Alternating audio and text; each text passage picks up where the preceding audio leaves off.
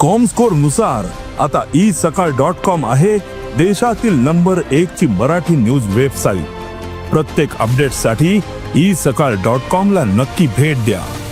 त्या फक्त मला असं वाटतं काहीतरी फक्त चांगलं मेकअप करून हायली फायली चांगलं जायचं आणि सगळ्या पक्षाच्या कार्यक्रमांमध्ये मटकायचं एवढंच तिथे काम दिसतंय।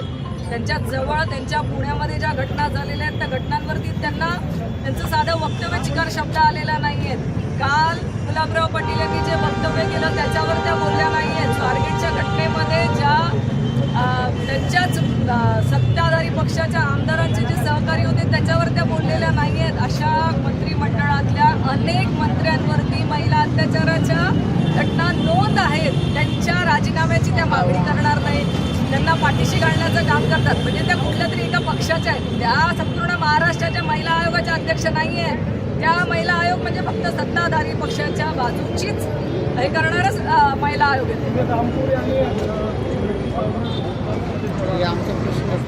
हो, यांच्या मंत्र्यांचं तर आपण खरं सत्कारच केले पाहिजे। त्यांना सत्ताधारी मंत्र्यांनी ठरवूनच घेतलेलं आहे की रोज उठायचं आणि महिलांच्या बाबतीमध्ये अपशब्द काढायचे। तेव्हा ज्यांचे जे कार्यकर्ते असतात ते स्वतः महिला अत्याचाराच्या घटना करतायत असं समोर येत आहे। जे गुलाबराव पाटील यांनी जे काल वक्तव्य केलेलं आहे त्याचा मी निषेध करते की त्यांनी त्यांच्या जबाबदारीतून मुक्त झाल्यासारखं वक्तव्य केलं आहे की आता महिलांनी त्यांच्या पर्समध्ये रांगोळी चाकू ठेवा, मिरचीची पावडर ठेवा, जेणेकरून आता तुम्हाला तुमचं काय करायचं ते तुम्ही स्वतःची संरक्षण करून घ्या।